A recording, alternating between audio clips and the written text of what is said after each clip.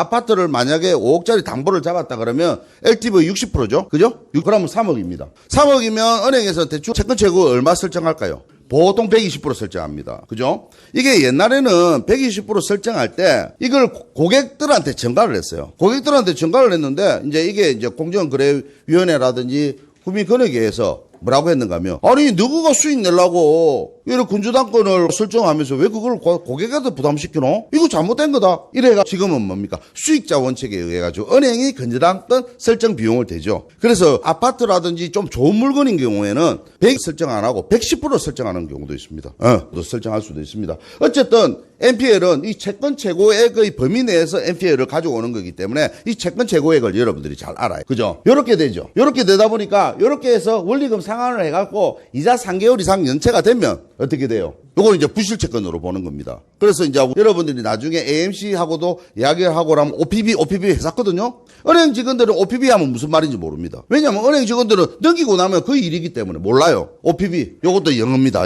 영어 무섭습니다. 제가 사실 감정평가사를 공부하고 싶었는데 감정평가사 안에 영어가 들어가 있더라고. 그래서 때려쳤습니다. 이게 하여튼 영어나 영어 한번 읽어보이소. 이게 이제 대출원금하고 미수이자, 받아야 될 이자. 요 부분을 가지고서 어떻게 합니까? 부실채권을 가지고서 NPL 매입자, 금융감독원에 등록된 사업자가 받아오는 겁니다. 이런 구조인데, 요거는 좀 넘어갈게요. 그래서 보통 1금융권, 2금융권 사이 설정 비율이 다 다릅니다. 요거는 여러분들 하다 보면 다 알게 되는 거고요. 그래서 우리가 NPL 채권을 가져오는 거는 뭔가 하면 채권 중에서 담보를 잡고 있는 채권이 있겠고, 은행이라든지 마이너스 통장 이런 식으로 신용해서 있는 채권도 있겠죠. 예. 그러면은 이거 전부 통틀어 갖고 할 때 의류 땡 처리하듯이 5% 6%에 넘기는 겁니다. 그런데 우리는 그 중에서 뭐 하는가 하면 담보만 있는 것만. 그것도 부동산 담보만 있는 것만. 담보만 있는 건저당권을 가져오는 거죠. 그렇게 해야지만 유동화를 시킬 수가 있으니까. 그래서 은행이 이렇게 5단계로 돼 있다 보니까 3개월 이상 연체된 고정이자 대출 채권 중에서 부동산 담보만 대상으로 하는 것을 하자. 예. 저 보통 지금 AMC나 이런 사람들이 요것만 합니다. 이렇게 했을 때 부실 채권이지만 채권 자체가 부실하는 게 아니에요. 그래서 돈을 못 받는 게 아니고 나중에 다 받을 수 있습니다. 옛날에는 이자 장사도 했었거든요. 이자 장사를 했는데 지금은 이자 제한법을 갖다가 기준금리에 이제 가상금리를 3% 제한을 해놨기 때문에 이자 장사는 못 하는데 사실 이자 장사가 참 재밌죠. 자산 유동화라는 법률이 1998년도 이때 생겼는데 일단 담보 또 무담보부 채권은 3자의 매각할 수 있는 근거를 얘기 만들어 놓은 겁니다. 그래서 우리가 하는 거죠. 그래서 자산 유동화에 관한 법률은 우리가 좀 알아야 돼요. 오늘 알아라는 게 아니고요. 요건 나중에 여러분들이 만약 NPL을 하면 AMC하고 협상을 해야 되거든. 그러려면 자산 유동화 관한 법률을 좀 알아야 돼요. 요건 집에 가셔가지고 한번 기회 있을 때 한번 자산 유동화에 관한 법률을 법령 규정집으로 찾아보시면 잠은 잘 옵니다. 잠 안 오실 때 읽어보시면 잠 잘 옵니다. 그거는 그래 보시면 되고, 이런 건 좀 넘어갈게요. 자, NPL의 유통구조입니다. 기본적으로 담보로 빌려줬던 부실 채권들을 은행은 한 군데서 모으죠. 요걸 갖다가 이제 금융감독원에 신고를 해가지고 매각 주관사를 선정해요. 그러고 난 뒤에 풀로 공개 매각을 합니다. 그러면 AMC가 SPC라는 자산 유동화 전문 회사를 무조건 법률적으로 만들도록 돼 있어요. 요렇게 해서 안 찍어도 됩니다. 이거 몰라도 됩니다, 이거. 근데 이런 것만 있다는 정도만. 자, 기본적으로 1금융권은 NPL은 유동화 전문회사를 반드시 설립을 해야 되거든요. 그래서 요걸 거치도록 법에서 제한을 해놨습니다. 그러면 1금융에 부실채권이 생겼죠. 여러분들 대출을 했는데 여러분들이 이자를 안 냈단 말이에요. 이자를 안 내면 그때부터는 이제 연체가 된 거죠. 그러면 부실채권이 생긴 겁니다. 그러면 이 SPC라는 포스 컴퍼니 발음 괜찮습니다. 몇 번 연습했습니다. 요거를 가지고서 무조건 설립해요. 그러면 여러분들이 PF를 하더라도 SPC를 만들어야 돼요. 자산유동회사 특수목적법인입니다. SPC 만들어가지고 여기서 통해가지고 AMC로 가져가는 겁니다. 그러고 난 뒤에 AMC가 이제 5억 이상 등록된 거 제가 이번에 등록하거든요. 거기에 이제 가져올 수 있는 거죠. 그러면 이제 여러분들이 살 수 있는 겁니다. 그래서 옛날에는 이 대부법인 안 하더라도 개인이 바로 살 수 있었거든요. 근데 지금은 막아놨습니다. 그래서 이거를 건저당권 질권으로 설정해서 권리를 확보를 할 수 있고 채권 보존이 됩니다.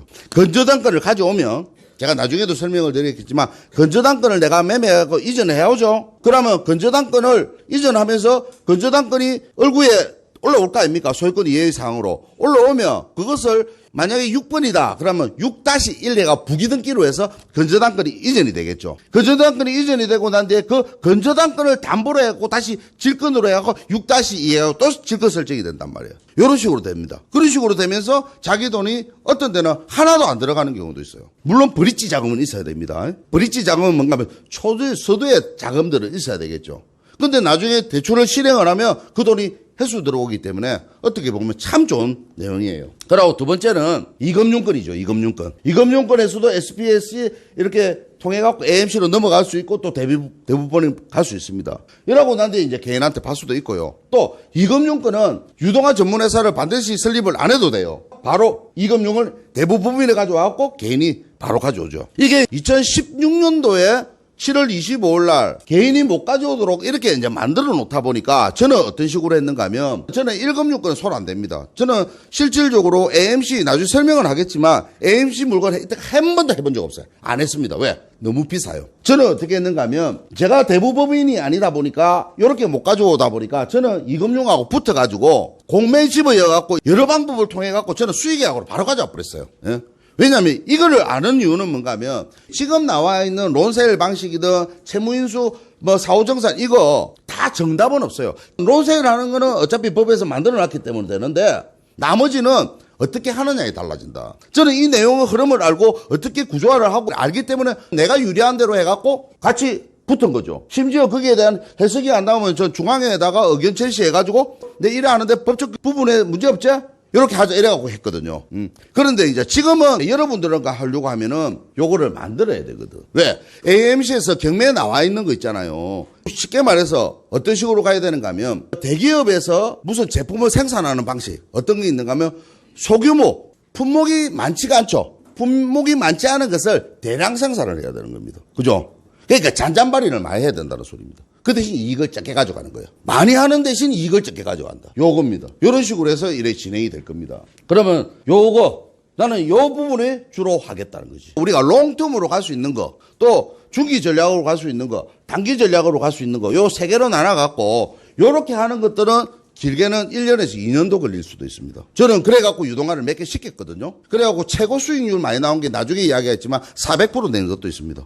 근데 보통 이런 식으로 하면 최소 150% 이상은 나와요. 그래서 어떻게 보면 NPL이 위험하다라고 이야기하지만 저는 NPL은 돈이 조금 묶이는 그런 단점이 있지만 NPL은 무위험 투자다. 저는 그래 봐요. 과감하게 이야기할 수 있습니다. 예. 수익이 많이 나느냐 적게 나느냐의 문제지 수익은 분명히 난다. 여기까지만 하고 좀 쉬겠습니다. 자, 1금융권에서는 은행에서 요 유한코라든지 대신 FNI라든지 이런 걸 통해 가지고 이제 유동화 전문회사에서 매입을 해오는 거고요. 이금융은 저축은행, 새마을금고, 신용협동조합, 수산협동조합 요거는 바로 가져올 수 있죠. 직접 매입할 수 있습니다. 농협은 법률에 의해서 농협자산관리에 바로 가거든요. 이건 농협자산관리로 가져와야 되고 신용보증기금, 예금봉사, 한국자산관리공사는 요거는 공적기관이잖아요. 요거는 매입이 안 돼요. 매입 불가입니다. 이런 상태로 진행이 됩니다. 보통 은행 거 같은 경우에는 요까지만 하고 10분간 쉬겠습니다. 연체 내역 정리해가지고 BIS 자기자본 점검해가지고 풀로 구성하죠. 보통 1금융께서는 담보부 채권도 있고 또 신용 채권도 무담보부 채권도 있겠죠. 전부 다 풀로 모아가지고 이것을 어떻게 합니까? 그 금융감독원에 신고하고 매각 주관사, 회계법인이나 법무법인 선정해가지고 이걸 통으로 넘기는 거죠. 통으로 넘기면 이거를 뭐로 받는 SPC 자산유동화 전문회사, IK1912 유동화 전문유한회사 뭐 이런 식으로 만듭니다. 그러면 이제 유동화 전문회사 설립해갖고 이렇게 나오죠. 요거는 금융감독원 전자공시 시스템 들어가면 돼요. 이런 식으로 하죠. 그래서 은행 부실채권은 이 은행이 직접 경매를 신청할 수도 있겠죠. 이렇게. 그리고 여기에 배당을 받을 수도 있습니다. 그런데 보통 자산 양도를 갖다가 유한코라든지 이런 식으로 넘기가지고 하도 되고 또 대금시급하면 얘네들이 바로 이제 매각 주관사가 나오는 거죠. 대충 흐름만 보세요. 이런 식으로 흐름만 있다는 거. 사실 이런 내용들은 나중에 여러분들이 만약에 진짜 한다면 요 내용까지 세세 알아야 돼요. 왜냐하면 얘들하고 붙었을 때 내가 초보자라는 표가 딱 나면요. 완전 까불이거든. 그러고 대응도 안 해줄 수도 있습니다. 그렇기 때문에 저는 나름대로 AMC 아들도 좀 알고 일하기 때문에 대화를 좀 나눠보면요. 별거 없는 것들이죠. 억수로 있는 척 하거든요. 그래서 이런 것들이 있습니다. 네. 그래서 경매 신청하고 또 2차 AMC 또 있습니다. 그래서 어떻게 보면 유통구조를 많이 거치잖아. 유통구조를 많이 치면 내가 가져오는 거 사기 가져올 수가 없겠죠? 예, 그런 내용입니다. 자, 일단은 이런 것도 넘어가고요. 자, 10분간 좀 쉬고 본격적으로 넘어갈게요.